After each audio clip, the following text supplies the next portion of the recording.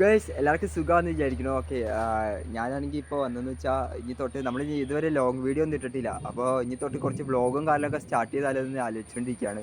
അപ്പോൾ നല്ല മഴക്കാരൊക്കെ ഉണ്ട്, മഴ പെയ്യുന്നറിയില്ല. ഓക്കെ, അപ്പോൾ ഇങ്ങനെ വ്ളോഗൊക്കെ സ്റ്റാർട്ട് ചെയ്താലോ എന്ന് ഞാൻ ആലോചിച്ചുകൊണ്ടിരിക്കുകയാണ്.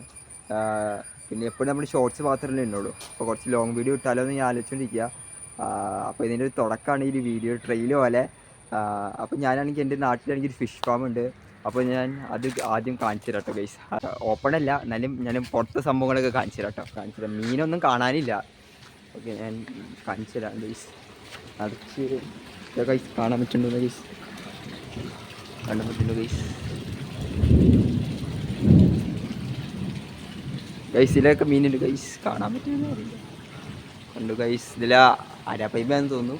അരപ്പൈപ്പ കുഞ്ഞു ഞാൻ അടുത്ത് കുറച്ച് കഴിഞ്ഞ് കഴിച്ചു ഗൈസ്. ഇതിലൊക്കെ മീനുണ്ട് ഗൈസ്, കാണാൻ പറ്റില്ലാത്തതാണ്.